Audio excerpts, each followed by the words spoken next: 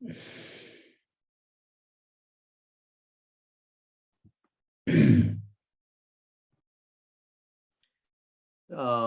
Krishna to all the participants for today's wonderful seminar.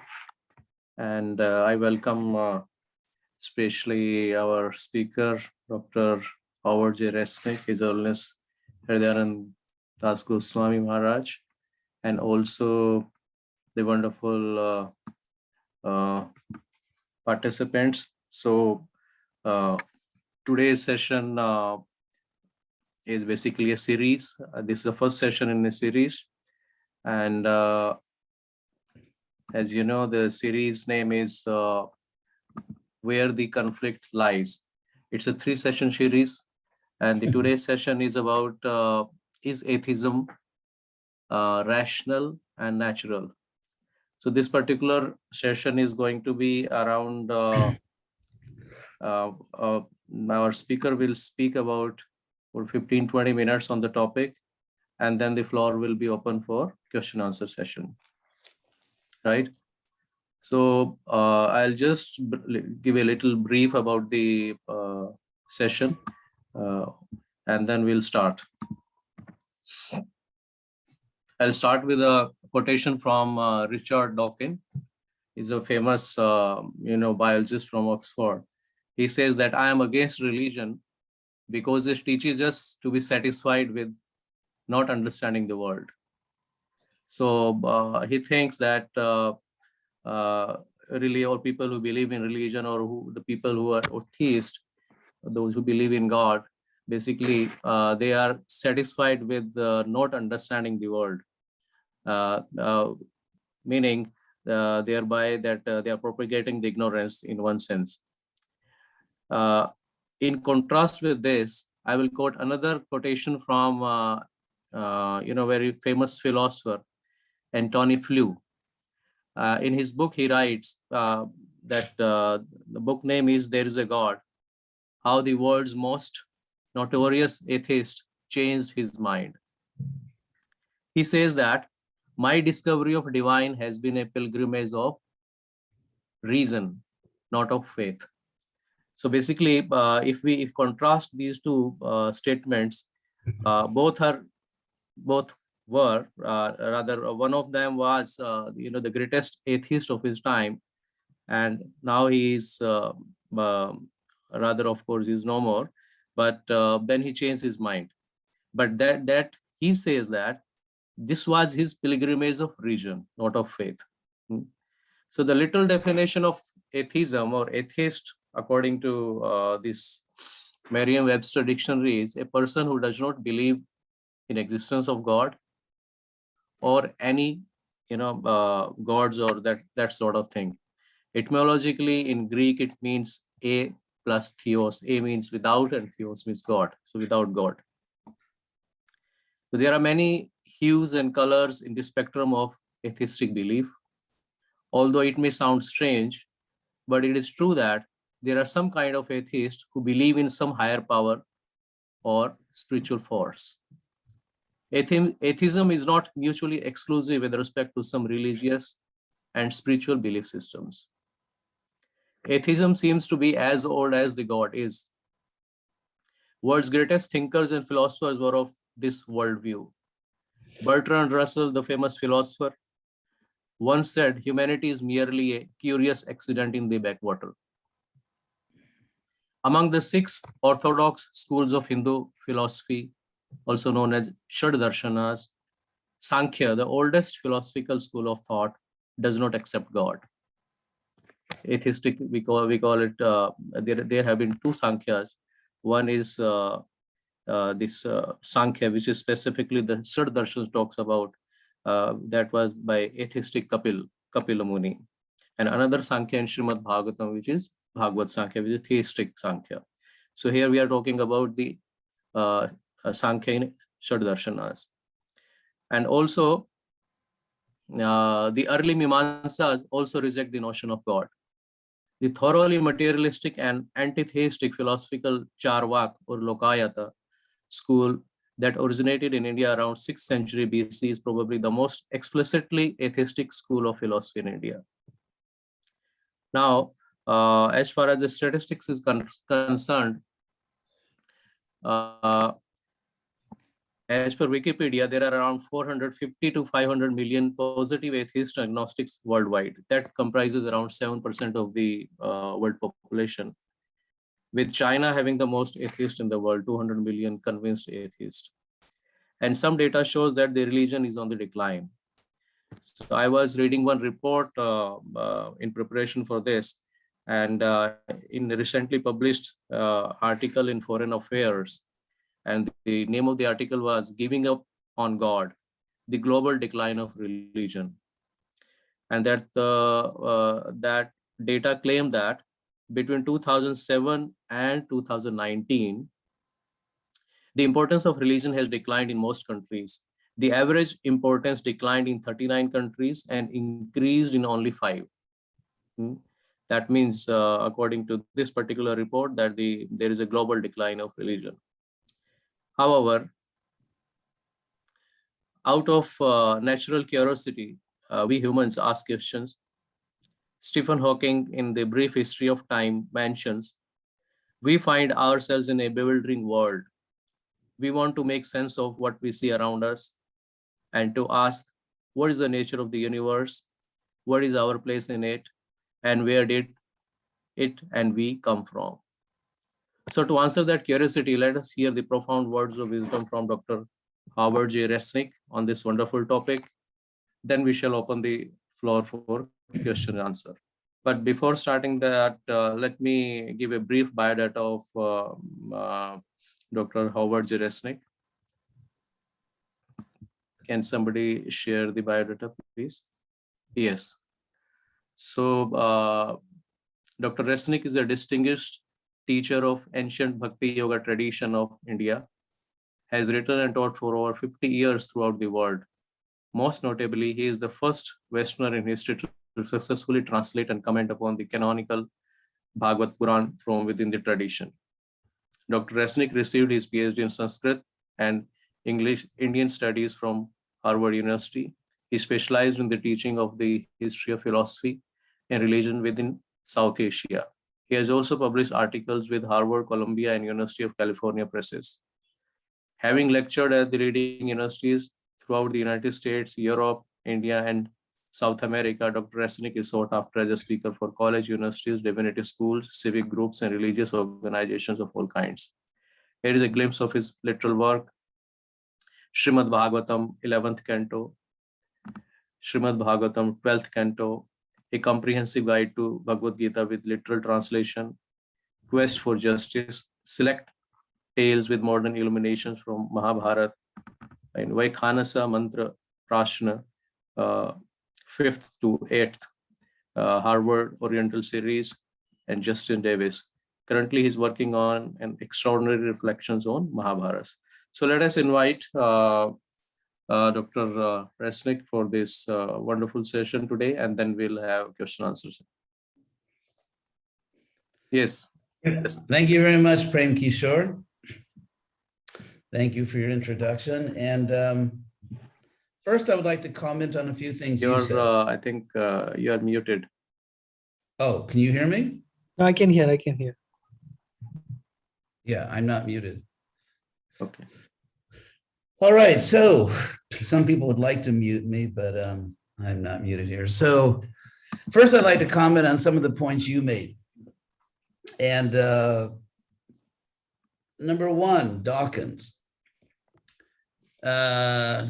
Dawkins is not taken seriously in general by scholars for the simple reason that he breaks the first rule of scholarship, serious academic scholarship, and that is he makes claims outside his area of expertise.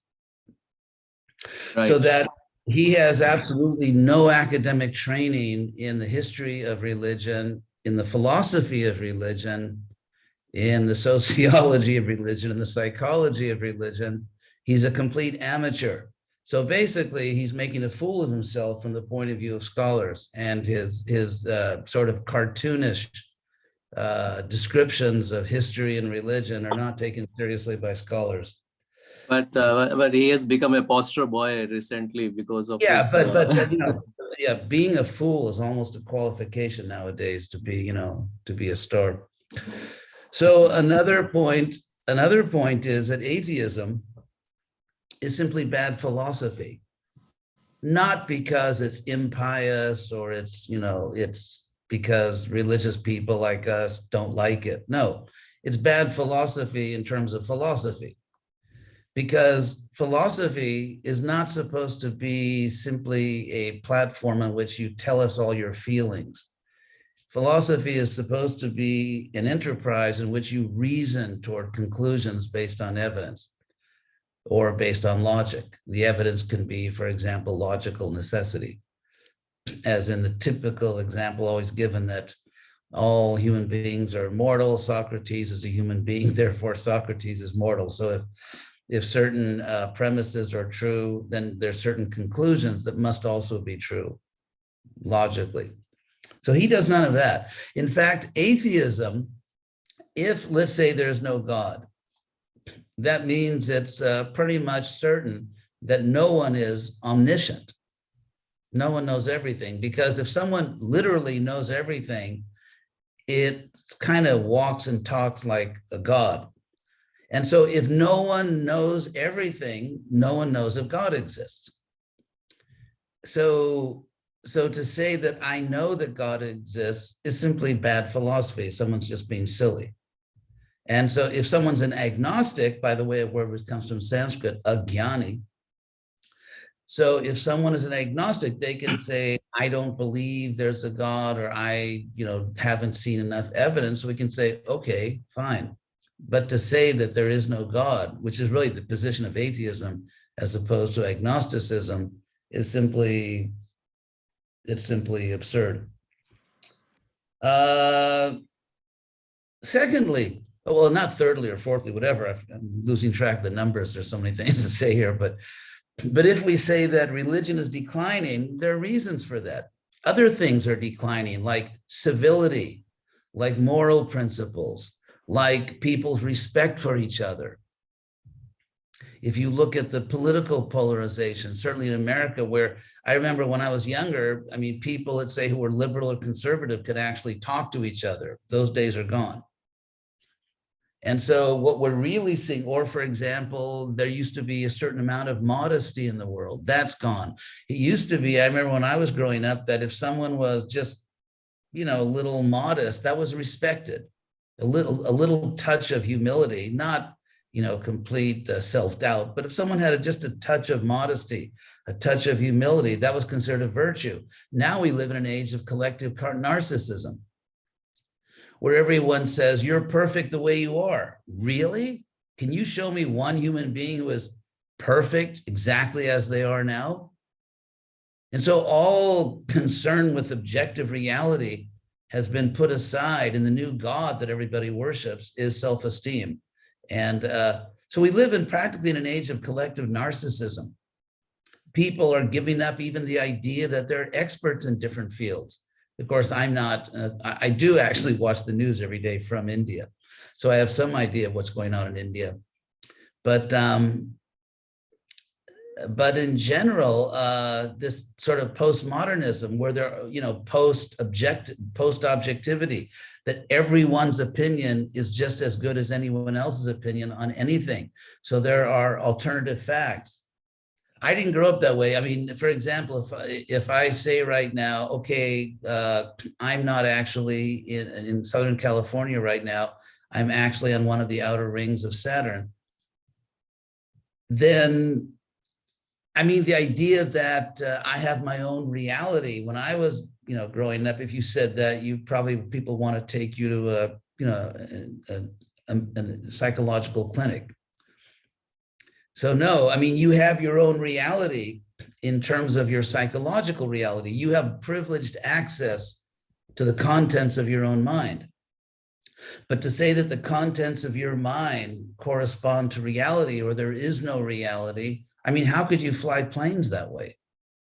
How could doctors and hospitals treat patients that way? So this idea that everyone, So in all the different aspects of life, in terms of medicine, in terms of science, well, I mean, other branches of science, in terms of military operations, in terms of business, if you get back a marketing report that says this product you want to produce is a disaster, no one's going to buy it, but you say, well, you know, in my reality, everyone will buy it. You're going to become very poor very quickly. So therefore, somehow or other, even though in all the practical aspects of life, you do not have your own reality, unless you're talking about your psychological reality, not the objective reality in the world, somehow or other, when it comes to philosophy, when it comes to God, everyone thinks they have a right to have their own reality, which is just kind of like metaphysical narcissism. And so therefore, what I'm saying is, if you say that less people are religious, yes, but less people also behave like human beings. And, you know, it's said, there's a wonderful Sanskrit saying that Prabhupada used to quote a lot, that ahara nidra bhayamaitunam cha samanyametat pashubhinarana, which means that as far as ahara, eating, nidra, sleeping, ahara nidra bhaya, and defending oneself, you know, because something is threatening, or maituna, or sexuality, the great Vedic culture says samanya metat. This is the equality. Sama means equal, from which, by the way, we get the Sanskrit, the English prefix homo, like homogeneous. Homo is just samo in Sanskrit. The S becomes an H, which you know that. So anyway, samanya, from the word sama. Samanya means equality. Etat, samanya metat. This is the equality. Pashubi naranam, of naras, of human beings, pashubi with animals. So basically, the real religion today is animalism, vanity, ego, shameless bodily gratification, if you want to talk about what's the religion of the age. And so because dharma, which, you know, we could talk for hours and hours about what that word means, but basically it means higher principles. We'll just leave it at that for now. It means higher principles. So the special ability of human life is declining. So in a society in which to become a Mahapashu is the goal, would you expect people to understand higher consciousness? Would you expect them to understand God? So the result is not that it's what we don't have is you know, millions of or billions of people who are sitting down quietly with all of their philosophical training, their deep grasp of logic, and analyzing their own deepest intuitions and coming to a philosophical conclusion that maybe I don't need to be religious. I mean, does anyone really think that's what's happening? So therefore, this idea, this tyranny of the masses, because as we know, nowadays, if you take a survey and more people think this than that becomes reality. Never mind the ignorance of the people, never mind, for example, in America, they take all these political polls like they do everywhere. So if you actually interview the people to see what is your level of understanding, like they'll ask a question like, do you think the president is doing a good job in foreign affairs? Why not ask the people if they have any idea what foreign affairs even are? So there's this kind of absurdity nowadays that if more people think this than that, then this is more objective than that. So I'll move on quickly because I have 20 minutes before you throw me to the lions. Anyway, as far as Sankhya, actually it's a cliche among scholars to say that the oldest Sankhya is atheistic, which is actually not true. It's just, I mean, if you look at academia, basically what happens is that almost all scholars are burrowed into a certain specialization and have very little idea what's going on elsewhere. Science is like that. And so then they just take it for granted. They just sort of take on faith what other scientists say. And I'll give you an example of what this is about. There's a belief that you'll find virtually in every Hinduism textbook everyone, at least every Hinduism textbook, Hinduism written either by a Western scholar, or let's say not everyone, but the overwhelming majority, a Western scholar, or let's say an Indian trained in the Western system of academia.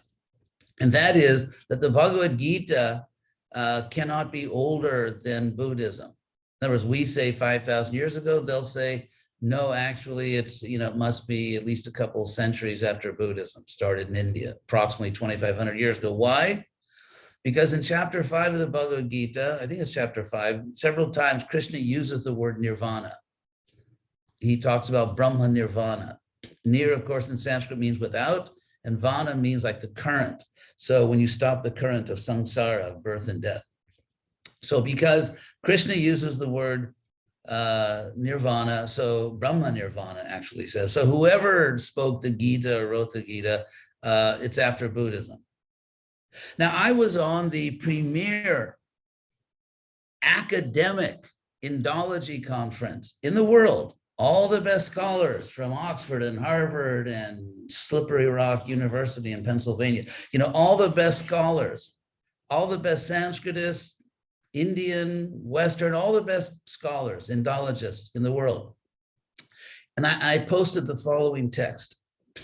I said that there are three logical possibilities here. One is that Krishna in the Gita borrowed the term nirvana from Buddhism. Another possibility is that Buddhism borrowed the term from Krishna. And the third logical possibility is simultaneous use of the word without any borrowing. And so I said, what hard evidence do we have? Not someone's theory. What hard evidence do we have that Krishna borrowed from Buddhism? And the result was this very loud silence. No one actually knew. Everyone was teaching it in their classes, and no one knew why they were teaching it. And so if you want to talk about scholarship, so actually the earliest theism we find, or at least belief in divine power, is much, much older, thousands of years older than this so-called Sankhya. It's called the Rig Veda. So the idea that the oldest Sanskrit texts are atheistic is doubly false. It's false because there's an earlier Sankhya, which was theistic, and which actually predates the Bhagavatam even. And there's, and also we have the Vedas, which are very much theistic and are much, much earlier than the atheistic Sankhya. So much for that. I just wanted to touch on those points. So did I use up my 20 minutes or? I think still 5-7 minutes to go. Okay. Yeah. Okay. So I want to get my money's worth here. So as far as God, it's when you design an experiment, because you don't know that something is out there, let's say empirically, but you suspect it's out there because, to give an example, about, what would it be, 30 years ago and earlier, of course, astronomers believed that there must be something they call brown dwarfs. A brown dwarf basically means some celestial body that was trying out for the star team, but didn't make the team. Because in order to become a star, all kinds of internal combustion has to happen, and the star heats up, and then a star is born. And so they reasoned that some celestial bodies are sort of, on the star track, not track, they're on the star track, but they just, didn't make the team. They didn't actually become hot enough, didn't become stars. And so they're just kind of these, never been kissed celestial bodies. So they, they're brown dwarfs. And I remember at the time, I was an undergraduate. I was finishing up my undergraduate studies at UCLA. And so I had an astronomy class because I had to take a science course and I'd always avoided it. So I took an astronomy course, and so we watched a little film from another astronomer who actually also taught at UCLA, who was talking about brown dwarfs, and they hadn't found them yet. And it was like a pep talk. It was like a pep rally, before a big cricket match or something. And he was saying, we know they're out there and we're going to find them. And it was just kind of getting the team all enthusiastic. And of course, the end of the story is they did find brown dwarfs. But here's the point I want to make. And that is, if you think something's there and you're looking for it empirically, you design an experiment or you design some type of instrument like a thermometer or something else, which will detect, or seems like it would detect, a particular force or body or whatever if it's out there. So experiment design, let's talk about experiment design, is based on what you think you know about something, even though you haven't proved it. Now, it's a logical fact that you cannot look for something about which A, you don't know anything, or B, you're not, well, let's just say you don't know anything or you don't think you know anything about it. How will you design an experiment? For example, if I say that if I put a public announcement, I will give $1 million to the first person that can prove or bring me a quirk quack. And if someone says, what is a quirk quack? I say, well, I'm not going to tell you. I'm not going to tell you. Well, they will tell us something about it. Is it an energy? Is it an object? I'm not going to tell you. How will you look for it? It's logically impossible to look for something about which you those are the 2 points. Actually, I was right. See that? My friend H.D.Goswami, he says, I only made one mistake in my life. One time, I thought I was wrong. So anyway, if you actually know something about it, that's a joke. If you know something about it or you suspect something about it, then you can search. So now, let's say you're searching for God. And let's say the God we're searching for conceptually, and let's say we're agnostic, we don't know if God exists, but we're looking for God. And so if God exists, like a brown dwarf, what would very likely be the characteristics of God? And so the very likely characteristics, according to all the reports we get, it's like, let's say suddenly you get thousands of people saying they saw Bigfoot, somewhere in Northern Europe. And they all say, yeah, and Bigfoot was actually purple, which I didn't expect. And Bigfoot, tends to come out only at a certain time. So if you get reports, you could say, well, maybe this is mass hallucination. Maybe people are all crazy, but they're all saying the same thing. So let's design an experiment which tests the claims about Bigfoot. That's the way you design experiments. So all the claims, I would say, are the overwhelming majority of claims about a God, capital G in this case, because there's also the gods, small g. So let's say if you're designing an experiment to find God, what you'd obviously do is design the experiment around all the billions of claims that have come in over thousands and thousands of years. You can't just say those claims are meaningless, because if you say the claims are meaningless, like atheists always say that, it's really stupid, but that doesn't stop them.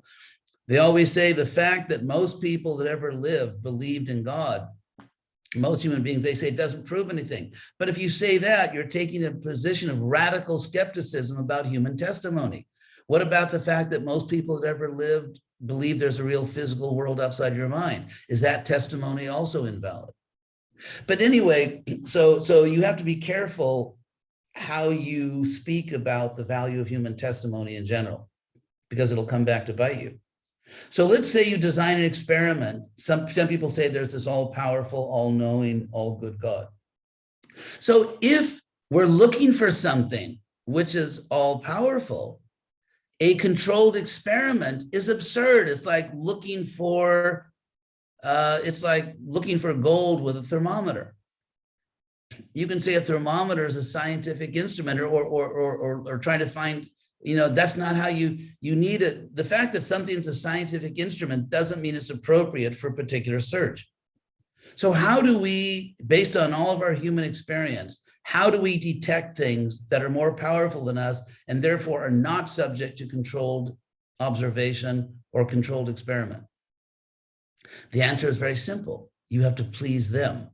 For example, let's say someone wants to get into an IIT, and let's say the person trying to get into IIT did reasonably well in their studies, lower studies, but is not like an obvious next Einstein or something. Is not an obvious genius, and therefore is really going to have to get down in the mud and compete with everyone else to get into this IIT. Now, to get the powers that be in an IIT to admit you, you have to persuade them. You have to please them. If you get out of college and you want to get a really great job, it's like everyone wants that job. You have to please the employers. You don't subject them to experiments. They'll throw you out in a second. They'll throw you out on your head on the sidewalk. So in every situation where you're trying to get access to someone who's more powerful than you, you have to please the more powerful entity. So if we're trying to design a rational experiment to find God, then obviously you have to try to please that God to see if God exists or not. Like we send all these signals into space looking for exoplanets, and we're waiting to see if something comes back. So what's the difference between sending signals out and then waiting to see if something comes back and sending signals out to God to see if something comes back? Why is one scientific and the other is not, is just, fanaticism, religion? On what philosophical grounds do you make that distinction? So what I'm trying to say is that we live in an extremely unintelligent age in terms of philosophy, and people are good at, technical things because that's where the money is. It's like, go for the money. But in terms of actually having a philosophical grasp of reality, we're in the dark ages. I mean, the world is medieval right now in terms of philosophical understanding. And if you say, well, but we won't get empirical feedback from God, it may be metaphysical. Well, guess what? In India, for example, or America, in the most important aspects of public life, in the most important aspects of your secular society, you subordinate empirical evidence to metaphysical visions. That's called democracy. I dare anyone to come up with any kind of empirical test that's going to show that every Indian citizen is equal in their athletic ability, their mathematic ability, their artistic ability. Try it. I'll give you $1 million if you can do that. But the point is, democracy is based on the idea that we're all equal. That means India and America and Germany and, so many other places has subordinated overwhelming empirical evidence to a metaphysical assumption that we're all equal, despite the fact that empirically we are radically unequal. Now, if we really know that everyone deserves equal justice under the law, if you really know that, that means you are claiming that you really know metaphysical facts. And for example, if you think you really know that it is morally bad, let's say, to kill innocent people.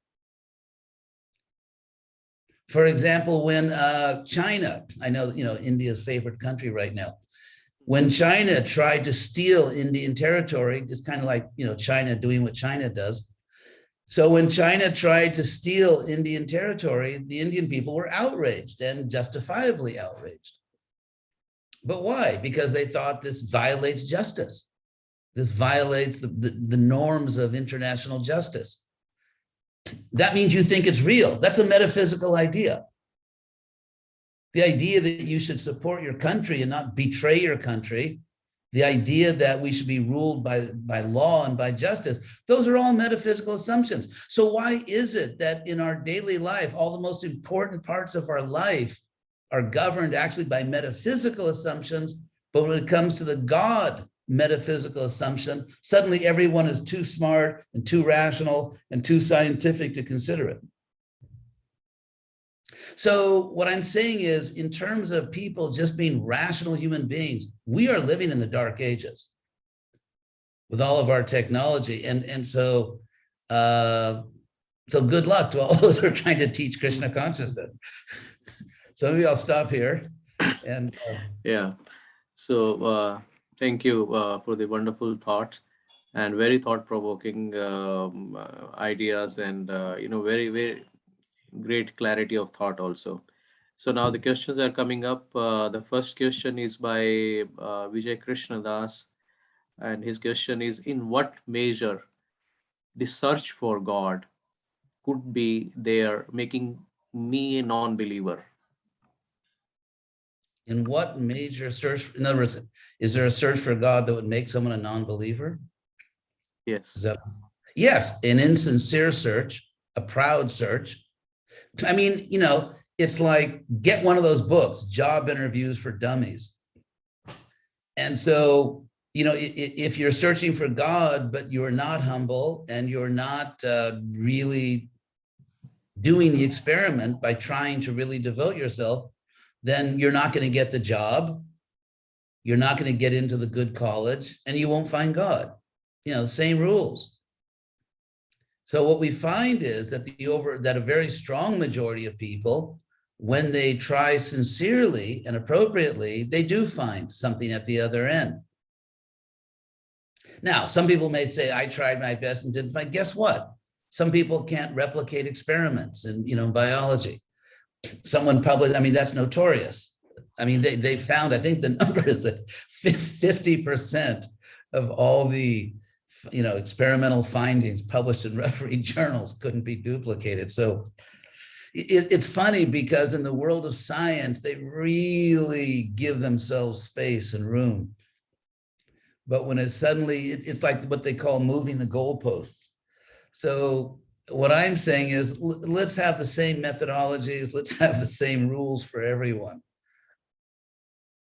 And what we find is that most people, because someone may say, well, this is as humble as I can get, but some people apply for a really lucrative job and they say, well, I tried my best, I followed all the rules, but they weren't impressed. Well, maybe you just didn't convince them. And it's not necessarily their fault. Maybe you're not as attractive as you think you are. Maybe you weren't as persuasive as you think you are. And you didn't get the job, and the same can happen with God.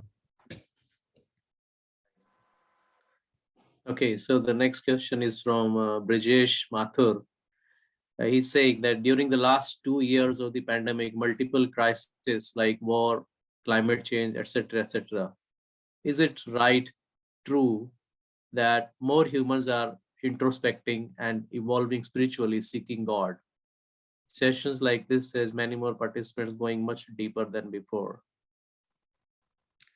I hope you're right.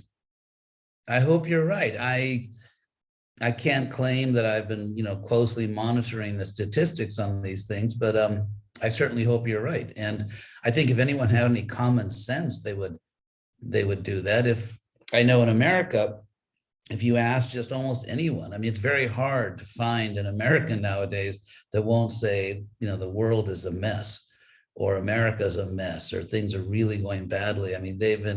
Very few people in America think, yeah, things are great. And even interesting, even pre-COVID, because they do these surveys like, do you think America is going in the right direction? And almost no one does. Because people buy consumer products because there's nothing else to do. And they need certain things, and they're attached to their families, and therefore they want to buy things, and they want their own comforts. But when you ask Americans, I don't know the numbers for Indian surveys, but when you ask Americans, do you think the country's going the right direction? Almost no one thinks that. So even though people are trapped in this consumerist cycle, very few people are actually happy with it. And so when you said like COVID, which is kind of, sort of like absurd society on steroids. So when you add COVID, then yes, I mean, a lot of people, some people turn to alcohol or drugs. Some people turn to God.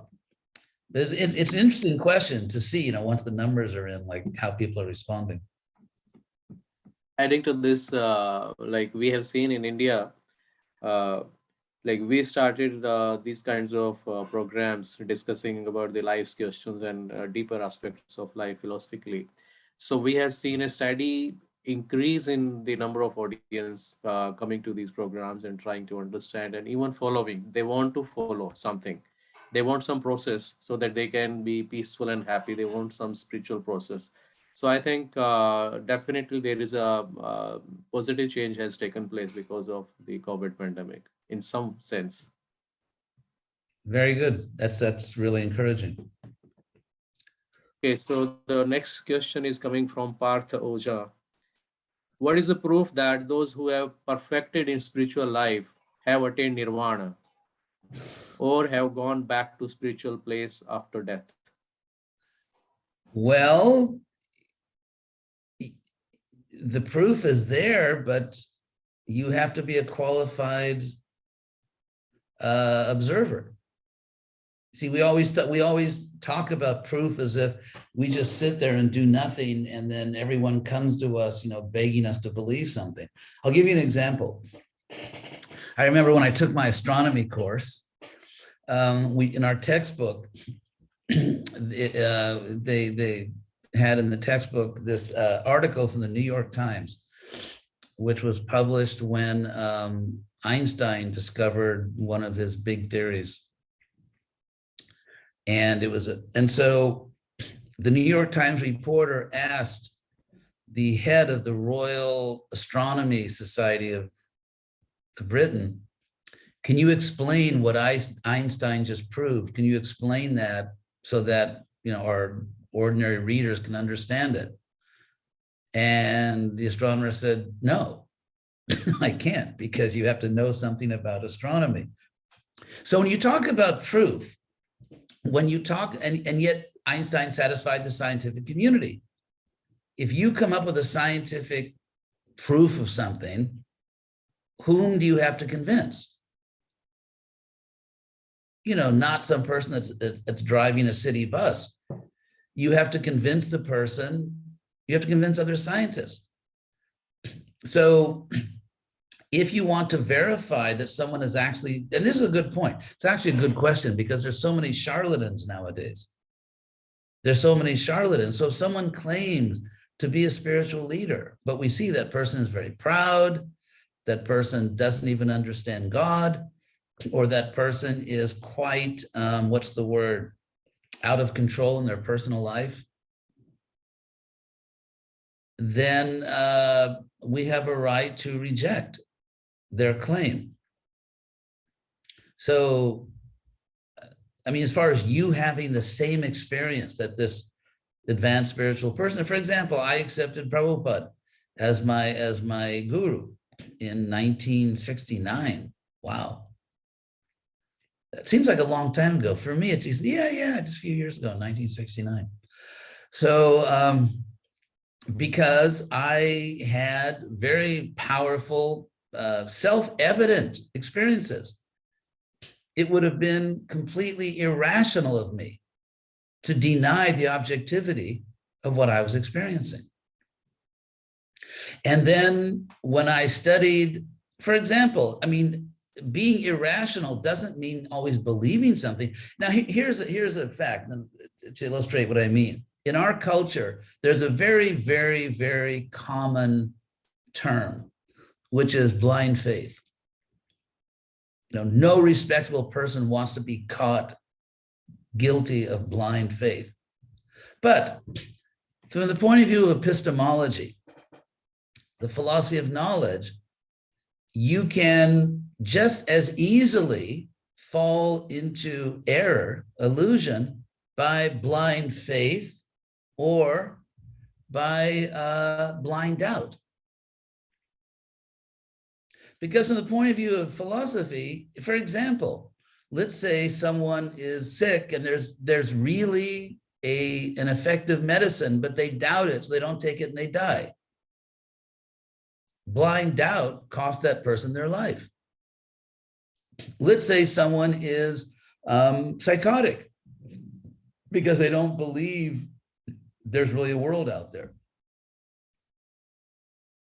So blind doubt is just is equally dangerous in terms of threatening our objective understanding as blind faith. So here's a simple question. This is like linguistic anthropology. Here's a simple question. Why do we have such a ubiquitous term? Everyone knows the term blind faith, but there is no well-known term blind doubt. So we live in an age where if you are skeptical, that's kind of like intellectually respectable, even if you have no good reasons for it. But if you doubt something, if you doubt something, that's kind of intellectually respectable, even if you have no good reasons to doubt it. But if you believe something, then everyone's on your case, like, well, why do you believe that? But if you doubt something, there's no rigor. So our whole civilization in the 21st century is tilted, biased. And so if you're looking, like, for example, let's say you want to buy a computer, and how do you know what a good computer is? Let's say you are not a computer engineer. You look at reviews, you talk to your friends, and because every day we have to buy things and we don't really know that much about the things we're buying. And so we take expert testimony. But then you have to know who an expert is. You have to, so you have to look at people who are claiming to know something about God and say, well, what's their behavior?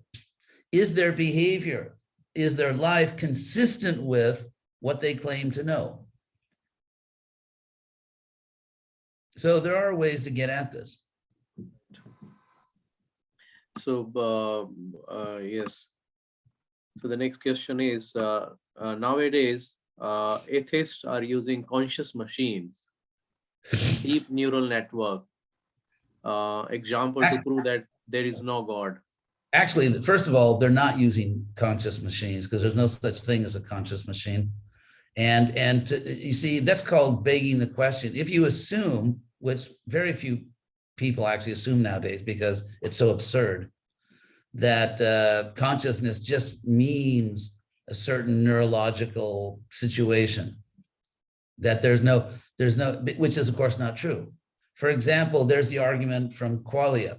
So there's no such thing as a conscious machine. That's Hollywood. That's not science. Yeah. So he's mentioning in brackets the deep neural networks when he's writing conscious machine. But deep neural networks are built by human beings, and so there's absolutely no evidence whatsoever that machines are conscious. So, for example, let's say you see a red light. You see the color red. Now, a complete empirical description of what's happening there in terms of the technology to produce the color red, the biotechnology inside of you, your optic nerve and all that, none of that talks about the experience of seeing red. In other words, imagine a world where no one sees red. You could still give exactly the same mechanistic, neurological, optical description. That here's an object, it's emitting light. You can talk about that in a way that doesn't require any reference to consciousness. You can talk about something emitting light. You can talk about something else perceiving light. In fact, that happens all the time. Like, let's say, for example, you approach a door and it opens, right? Because the door is sending out these signals, you tripped the signals, and now the door opens. The door is not conscious. And so to say that there's a certain, and when you say neural, what does that even mean? I mean, it's almost like there's so much question begging here. There's so much false logic here. There are living things and there are non-living things, and they're very different, and they remain different. And the attempts to create life in the laboratory always cheat because they start with some kind of organic matter. And so that's the simple answer. You know, conscious machines, that's Hollywood. That's not science. I think you have already answered. So he wanted to ask that, so I'll again reread it. So nowadays, the atheists are using conscious machines or deep neural networks example to prove that there is no God. How objectively we can present points within the realm of modern science to refute them? Okay, well, first of all, let's say even if there was a conscious machine, well, there's not. So it's kind of like a non-starter. But why in the world would that prove there's no God? What if God created a world in which people can create conscious machines? I mean, the very idea that to create conscious machines means there's no God. Like I said, first of all, there's no such thing as a conscious machine. And secondly, even if there was, what in the world does that have to do with God existing or not existing? So one thing you find is that scientists, you can get a PhD in science, you never have to take a philosophy class. And it's like me talking about microbiology without ever having studied it, or like this clown Dawkins. So, I mean, the fact is that these are philosophical, metaphysical issues. And so how would you know if a machine was conscious? Because you have to program it. Like, let's say, for example, like Hollywood, it's a whole Hollywood genre. There's a million movies about this. Let's say you make a robot, like an android. It looks like a human being. For lonely people, they can have a robotic life companion or lover or something. And so let's say that you control the machine, you program it. Okay, I want the machine to show empathy in these ways. I want the machine, when I say this, I want it to respond in certain ways. I want it to embrace me, but not crush me, but not just tickle me. So, you could program the machine in so many different ways. But how would you know it's conscious? What if suddenly, as in Hollywood, this is pure Hollywood, suddenly the machine says, I've now become conscious. You can't program me. I'm a person like you. That's like, like Terminator 3, I think it was, where they say, like, on May 21st, this age, the machines became conscious. And now this is Hollywood, for God's sake. I mean, why not believe in Bugs Bunny or Peter Rabbit or Donald Duck?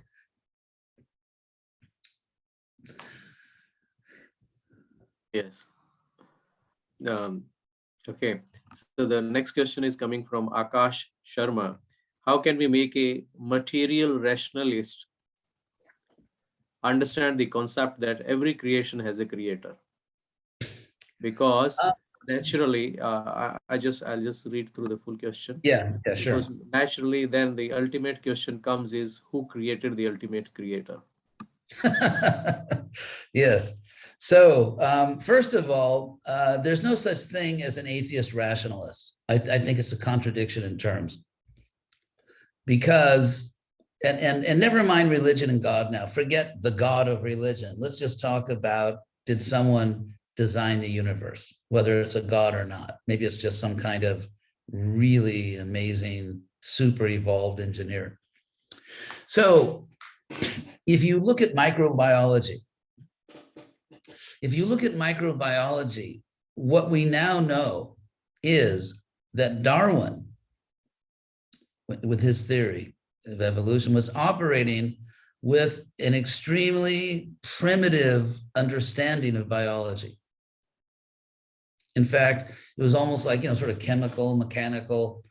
And we now know, God, who knows, thousands of times more about how living organisms, actually how they work. And so in Darwin's time, he could convince some people that just sort of happened by itself, things bumping into each other, natural selection, random mutation, blah, blah, blah. But now we find that, for example, I mean, individual cells are kind of like fully digital Amazon warehouses. In other words, it's actually it's information transfer, and it's not just mechanical bumping and burning and this and that. It's information transfer, and so the odds, the probability, if you just use if you let's say do probability models based on microbiological events, it turns out it's very close to infinitely improbable that the world as we know it arose without any conscious or intelligent input, that without information coming into the system. And so therefore I say that on rational grounds, on probability, on the grounds of probability, what we know about even physical probability in the universe, you cannot be an atheist and rational. I think they're contradictory. And so therefore, to say that my best guess, my most rational guess is that something which is, 10 to the God knows how many, exponential number, that it is like super improbable, absurdly improbable, like trillions and trillions of times improbable, but that's my best rational guess of where everything comes from. And so microbiology, among other things, is revealing that, let's say, quote unquote, pseudo-scientific atheism is a religion. It's not a rational conclusion. And by the way, physical science is not atheist, because all you can say in physical science is that we have observed certain causal chains, that A appears to cause B under condition C, that under condition C, A appears to cause B. And when I change the conditions, other things happen. That's science. There's nothing about physical science that indicates, favors, suggests atheism. Rather, atheism was adopted as sort of like the religion of empirical science, simply because the scientists, well, some of them just because they were impious, others because they feared interference from dogmatic, abusive religions. So there's a whole history. You can't understand the history of science unless you know history. So, for example, the fact that at a certain point, scientists began to think that religion is the enemy of human progress, of human knowledge, you can't understand why that was not a decision in a vacuum. Because it's not. Newton, all the greatest scientists were religious. I mean, did Newton's very deep religiosity prevent him from being a good scientist? What about Kepler? What about Copernicus? What about that guy Boyle, who was like the first real, chemist or something? And so, I mean, there's a very long list of many of the greatest scientists in history, including Galileo, who believed in God. So the idea that in order to do real science, you have to assume atheism is absurd. It's philosophical stupidity. And it's just fanaticism. It's a cult. So more and more scientists are realizing this, for one thing, because religion is no longer threatening. And so now that they're not simply like defending themselves against a menacing religion, more and more scientists are realizing this is really stupid. To think that to be a good scientist, you have to be an atheist. There's no good reason for that if you do good science.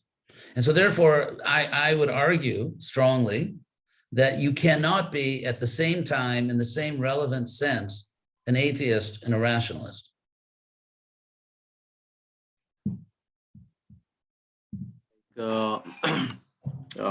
Adding to your point, like all these scientists of the era of Newton and afterwards. So theology, because that time the natural theology is considered as the mother of science. Yes, yes. Yeah, in fact, it became popular in the Renaissance to say that God actually gave us two books because, the fanatics is just the Bible, the Bible. So then they began to say God gave us two books, the Bible and the book of nature. And by the way, sort of, reinforcing what you're saying, there was a religious assumption which actually began science as in the modern sense. And that is, it was actually based on a pre-Christian sort of pagan idea. And pagan, by the way, Greco-Roman, what it really is, it's actually just Mediterranean Hinduism. And I could go on and on about that, but if you study Greco-Roman religion, the short version is it's Mediterranean Hinduism. But in any case, among the philosophers back then, there were these Stoics who had this really interesting idea called the logos theory. And of course, from the Greek word logos, we get the word logic and all the ologies like anthropology, archaeology, this, because that's the logos, the logic of a particular field. And so what they believed is that God is an infinitely rational being, not an infinitely jealous or infinitely angry or infinitely sadistic being, but actually God is an infinitely rational being. And that infinite reason within God, they called logos. And so when God creates this world, he invests that logos in his creation. Therefore, the creation is logical. And he also invests the logos in us, in our minds. We have that same power in a small degree. And so therefore, with the logos within us, that power of reason, we can investigate and discover the logos in all of creation. And therefore, we can have a biology. Bios means life in Greek. So bios logos, it's just the biology, the logic of life. And so that's why we can have all these ologies, all these sciences, because it's just the human being using his or her logos to discover the logos in the rest of the creation. And it was based on that faith, that's, by the way, a religious or metaphysical view, that Europeans felt that confidence to go out and search for the logos in the world. So another question is, atheists often portray that they are happy, balanced, moral, and intellectually fulfilled. Actually, the studies then why does need God in life if the atheists are so happy and content? Yeah, there's a few problems there. First of all, studies do not show that atheists are very happy and content. That's the first thing. Second thing is that atheism, studies show, for example, that religious people tend to be more generous, to give more charity. Their families tend to stay together. They can actually keep their wedding vows. And so if you look at moral systems, because without moral systems, we just collapse into absolute savagery, barbarism, kind of like the modern world. But anyway, so the point is, if you just ask a simple question, historically, where do moral systems come from? The idea that no, if you are sexually attracted to your neighbor's wife, you should not go into your neighbor's house, kill your neighbor, and steal and rape his wife, which, that's what they do in some places. So where did the idea come from that you cannot do that? Or that you should be generous, or that you should treat people equally, that people are entitled to? Where did all these ideas come from? From religion. None of these ideas came from atheism. And so the fact is that the atheists, like I said, they're just not, you can't be a rational atheist. You can be a rational agnostic, but not atheist. They are getting a free ride. They're freeloaders because they're benefiting from all the moral principles, all the civility, which actually came from religious systems. And so they had this idea back in the 20th century. This is like early 20th century. I mean, no one takes it seriously anymore. that, you know, rational atheists can create a moral social order. Truth? No, they can't. Look at communism. Look at communism. That was their whole idea. They were intellectuals. Marx was a philosopher, you know, he thought. You know, Marx was a philosopher. He was a student of Hegel. Marx comes right in the Western philosophical tradition. And the Marxists, if you know, the Marxists, Leninists, blah, blah, blah, Marx, Engels, they tended to be intellectuals. And that was exactly, so this bad idea of rational atheism can give us a good society. They already tried that. What did it produce? It produced a system that killed at least 10 times more people than Hitler. If you look at the massacres, the slaughters in the Soviet Union, in China, in Cambodia, where they killed like 10% of the population, that would mean a government in India that killed about 130 million people. I mean, that would make Hitler look like just like a Boy Scout or something. Imagine a government in India that murdered 130 million people. I mean, there's no word for it. But that's what happened in Cambodia. So they tried that. They tried atheistic, rational society. And guess what they got? The most murderous, evil regimes in the history of the world. So the fact that, it's funny because let's say, for example, you go to a university in India or other countries in the West, and you have a Nazi flag. You know, it's not, well, India has a strange relation with Hitler, but, you know, if you go to a university and you have a Nazi flag, it probably won't be appreciated. But if you go the sickle and hammer, the communists, it's still like a little sexy for some people, even though they killed more people than Hitler. And so you have to really be shamelessly ignorant of history to propose that pseudo-rational atheism can deliver the goods in terms of a society that anybody would want to live in.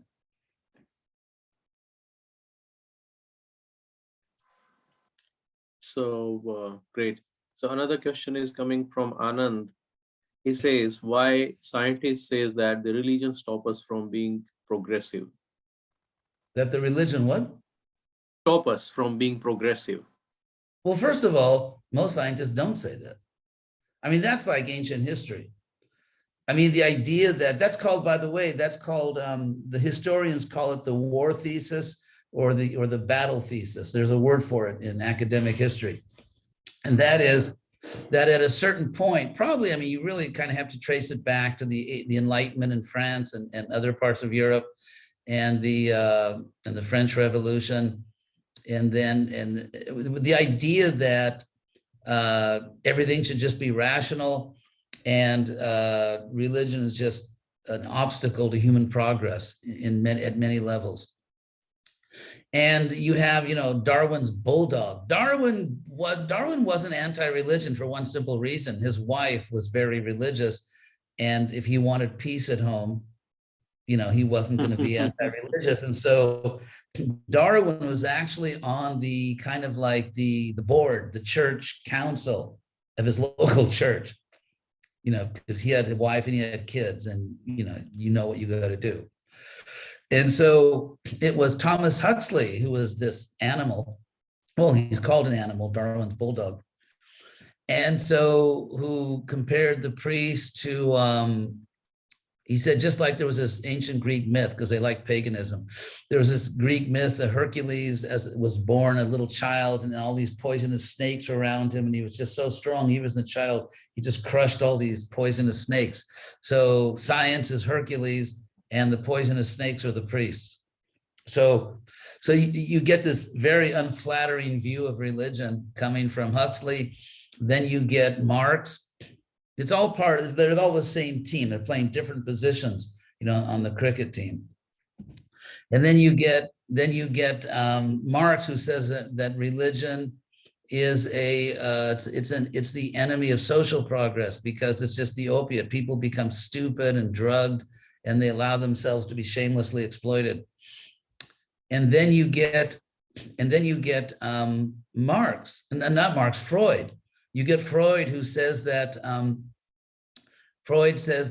religion is an emotional disorder. It's a mental disease. Neurosis, yeah. Yeah. And then you get Edward Gibbons, who wrote The Decline and Fall of the Roman Empire, because how should I put it? Because the church, because they were shoving down everyone's throat this sort of, this Judeo-Christian thing. And so therefore intellectuals in Europe tended to gravitate to the pagan things, the philosophers, and to say, yeah, Europe was much better before this fanatical Middle Eastern religion took it over. And so because there was this whole move toward paganism, in fact, at one point in the French Revolution, people even started wearing togas, like in the classical world. And so therefore they began to revisit all these pagan things. And so, like Hercules and all this. And so Gibbons wrote this book. And so therefore the Roman Empire was considered to be a good thing because there was peace. There was the Pax Romana, there was the Roman peace, where instead of a world where everyone's fighting everyone else, there was actually order, and there were good roads, and there was science. And so therefore they look back to the fall of the Roman Empire as a disaster. It started the Dark Ages. So why did this, rational society collapse? Because it became Christian. That was the thesis of Gibbons, because it became Christian, and therefore it became otherworldly. And it was that's not a serious historical theory anymore. But so you have everyone ganging up, like a dog pile on religion. But that's old history. That's not the case nowadays. Obviously, even, for example, after Newton, for decades after Newton, all the best universities in Europe were still controlled by the church, by the different churches. And so you have this historical phenomenon where you can have a big sea change. You can have a big change in how intelligent people think, but you get these old institutions that change much more slowly. So in the real world now, fewer and fewer people believe this nonsense that, religion is bad and rational atheism is good. But the institutions, the universities, are like decades behind the intellectual history. So anyway, that's what's going on. Okay, so one question is coming from Kushle. Atheists justify their statements by mathematical equations. I don't know which mathematical equations. Well, it's actually exactly the opposite. All the mathematical equations destroy atheism. Yeah. But spiritualists don't have any mathematical proof how to answer such atheist even. Actually, we do. It's called, there's one person who I could put it in the chat. He has a PhD, he's an American, he has a PhD in philosophy of science from Cambridge University in England. And I've seen him have many debates on this very point with atheists, and he always wins because philosophically they're not very bright.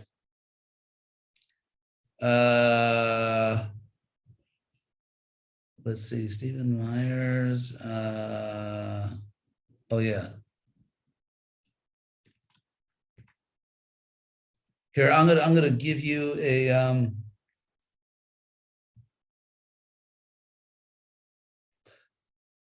I'm going to send you a link in the chat thing, and you can find, this is just his website, but if you go to YouTube and just put Stephen Myers debates, you will see him debating all these people. So I'm going to put it in the chat for you.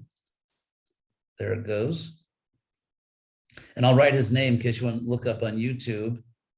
And if you just put Stephen Myers Intelligent Design, I'll put it in the chat. Yeah, so the idea that, First of all, again, let's go back to the point of experiment design. I mean, let's say if there's a God who's infinitely superior to us, could you really just mathematically get to him? Like, can you mathematically get a job, let's say at Apple Computers? You just no, there's a personal thing.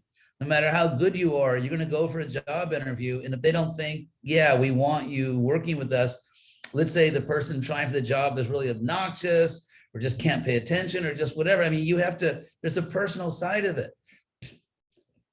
And by the way, as I said, all the math nowadays favors intelligent design. That's where all the math is right now.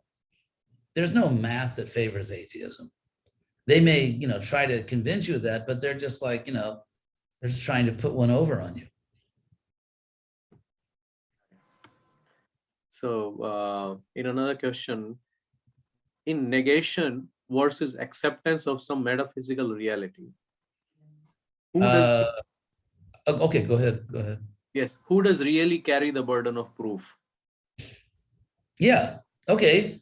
If I say, good question. If I say, as I do say, that I have personal experiences of Krishna, in fact, I would call them the deepest experiences of my life, I would say they're actually more self-evident than even my experience of a world outside me, because sometimes we, have hallucinations or dreams. So, and if someone says, well, I have to prove it to you, why? It seems to me that that's not a level playing field, because if we are, let's say, debating, disputing any particular thesis, how do you assign burden of proof? So it seems to me the atheists assume that we're in charge of this world. We are the gatekeepers of objectivity. And so if you want to pass the gate, you have to, satisfy us. But exactly who is it that appointed the empiricists as the gatekeepers of reality? In fact, the world's going in the opposite direction, because out in the real world, the physicalists or the atheist empiricists ended up with a really big piece of pie on their face. Because the basic claim, I'll explain that. The basic claim of science for centuries has been, basically the philosophical word is correspondence. In other words, Newton came up with these equations. And everyone accepted that those equations describe or correspond to the way the world really is. So that there really are celestial objects in motion, there really is a law of inertia, and they continue, but then their path is bent into a circle by the gravitational field, of certain celestial objects under certain conditions. So everyone agreed that's really what's going on. Newton described what's really out there. It corresponds. And then, of course, Einstein came along and, kind of fine-tuned that with his theories of relativity and space-time and all that stuff, which is not, I have to admit, my bedtime reading. But still, Einstein came up with all of that. And everyone again agreed that, okay, when Einstein talks about the curve and the space-time thing, that's really what's out there.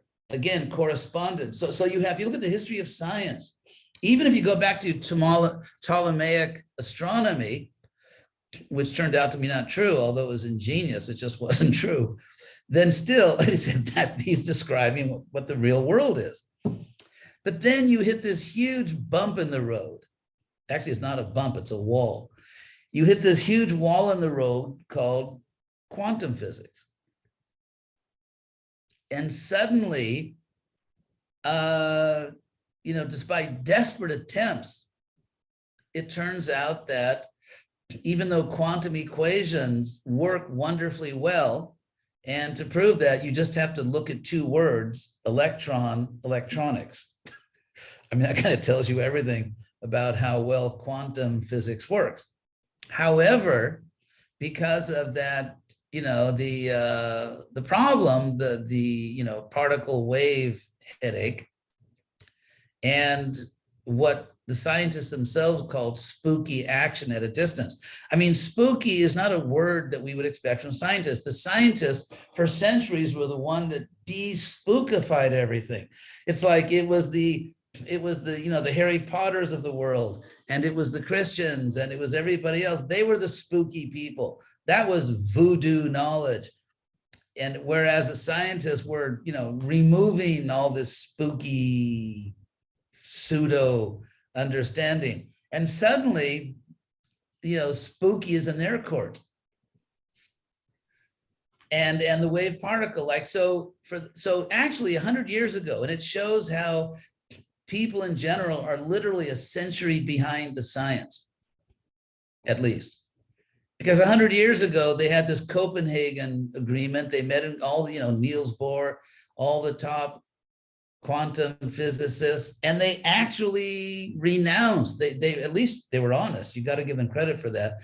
And they said, we can no longer claim that our science, subatomic physics, we can no longer claim that our equations are describing how the world really is. All we know is that they work. I mean, they produce fabulous results, electronics, but we don't know what's really out there.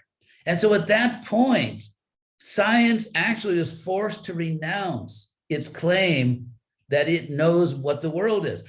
And so, I mean, they know how certain things behave regularly, and therefore, more than ever, it is absurd. It is absurd to say that I'm a materialist for the simple reason that no one knows what matter is. Because if you look at physics, the whole idea of physics was, you see, you have these two opposite directions. In spirituality, the idea is you learn about reality by studying higher and higher, bigger and bigger things, so you get to God. And then science reversed this and said, no, you understand reality by going to smaller and smaller things. Now, to be fair to Vedic civilization, they knew this. And so therefore, there are two directions by which you acquire knowledge in Vedic culture. One is called samasa, the other is called vyasa. And so asa means placing, like asana. Asa means placing, setting something somewhere. And sam is together, like sankirtan. So samasa, putting things together, the big picture. What's the big picture? And V means apart. So vyasa, that's why he's called Vyasa, because he separated the Vedas. So breaking things down to smaller and smaller parts. So that's samasa vyasa. So everyone knew these are two ways to get knowledge. So if you get, but the idea that you really understand something when you break it down to its smallest components. So what happens when you can't do that? You know there are smaller things, you just have no idea what they are.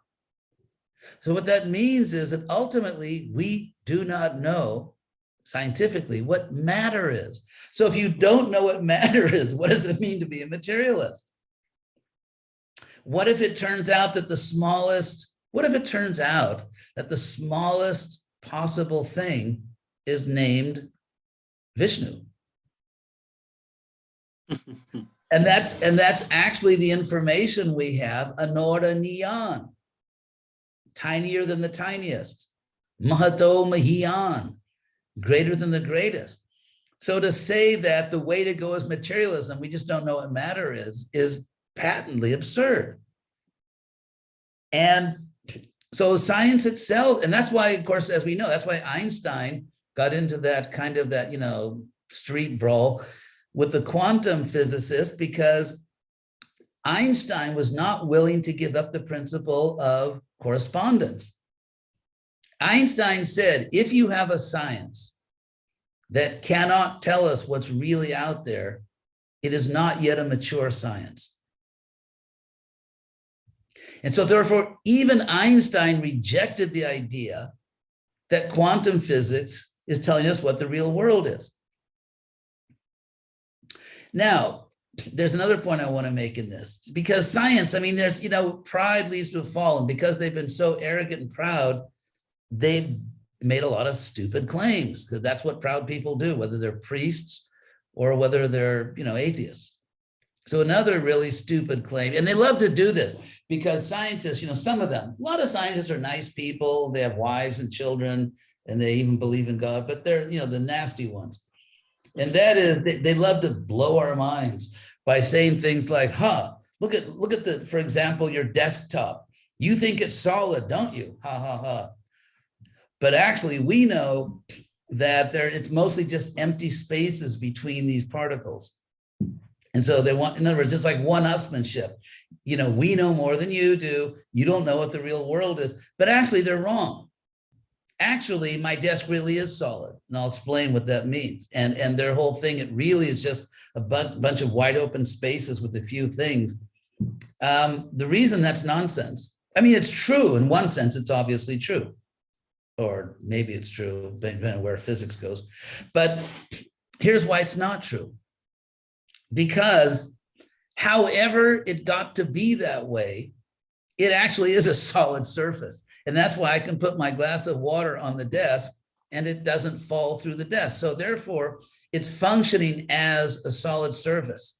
And clearly, my glass of water could not remain on the desk without falling through it unless there is an energy field, which is solid in the relevant sense that we use the word solid. So therefore, to be actually like a physical object, there's just one physical object next to another, so it's all solid. That's not what I mean by solid. I mean that it functions as a solid energy field.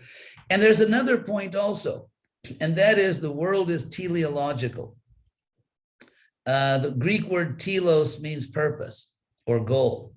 So, for example, if I ask you what science has done, because they wouldn't know philosophy if they tripped over it, is that, a lot of them, they say things like, we used to wonder why the sky is blue. Now we know why the sky is blue. And my, atmospheric science, and my reply is, no, you have no idea why the sky is blue.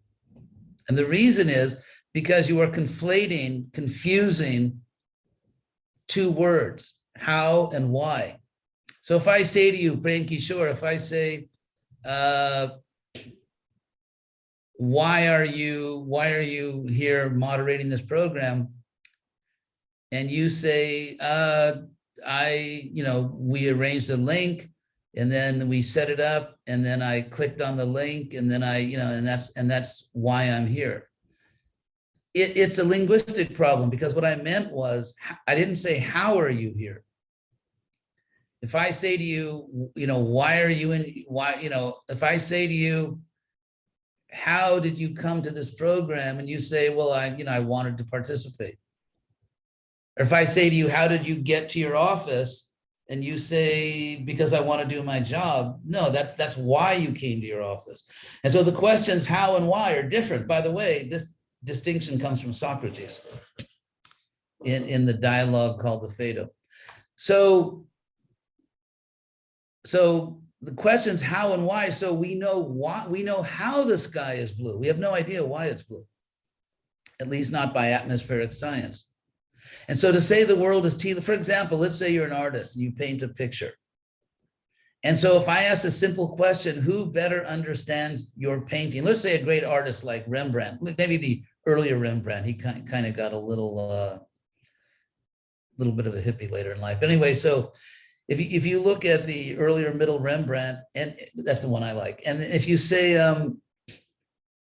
who understands, let's say, his paintings? Who understands best his paintings? Is it a qualified art historian, or is it a paint chemist? If you want to understand, let's say, a great work of art, do you go to a paint chemist or to an art historian? The idea is that when you paint a picture, let's say a real artist, which eliminates 99% of modern artists, but when you paint a picture, let's say if you're actually an artist, it's teleological. In other words, you have a purpose. You are painting the picture so that the picture can be observed. You want the picture to be observed. And therefore, when someone looks at your painting, they're fulfilling your purpose. That's why the painting exists. It doesn't exist just because someone thought what the world needs is a bunch of paint on a canvas, chemically. No, because you wanted to show something. So therefore, the mechanics of why the sky is blue or how the sky is blue, the atmospheric science is subordinate to a purpose. Just like you mix your paints, or some chemical company produces paints and sells paints, why? It's all leading toward the ultimate purpose to produce a painting that people can look at and appreciate. So yes, why, in other words, why do atoms function in a certain way so that the table is solid? Because God wanted there to be solid tables in the world. And so therefore, the solidity is really the point. And it's just, and like I'm on my computer screen right now. Why? Because I wanted to participate in the program, and all the computer mechanics are serving the purpose. The purpose is not serving the mechanics. So anyway, that's a long explanation, but go ahead. No, it's going great, and a lot of questions are coming, but because of the time constraint, I think we will have to stop it now. And perhaps next time we could go do his other questions. Yes, we can directly start with the questions. Yeah, because I really appreciate that people are participating, they're asking questions, which means they're, they're really listening. And so I would be happy next time to just go straight to those questions, so everybody that has a question gets an answer. Yes. So I would request the participants that whomever question we have not taken today, so we'll try to cover those questions in the next session. Same time, probably 7:30. Yeah, so this poster is available 7:30 p.m. next Sunday. And I think some of the questions on the second topic, does science rule out God? We have already started doing discussion on this. So we are already covering it, and we'll be taking further questions on this next time. And few more announcements. Yeah. So if you would like to associate with ISS and its research activities, please do visit this link, issdaily.org, and join. The link is also available in the chat window. So you can join at this link. We also have a special program where we focus on the practical aspect of spirituality, not only just talking. If you really want to practice it, then our program is this Art and Science of Practical Spirituality. It comprises of 5 parts.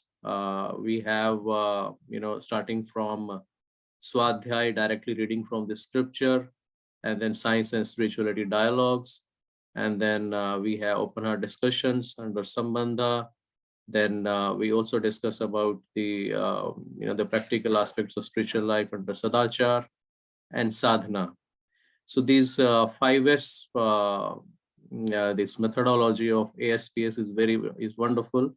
And so whoever want to participate, please, the link is available in the chat window, and you can participate. It's all free of cost. The eligibility for that course is specifically minimum graduate in any discipline of science, math, psychology, and philosophy.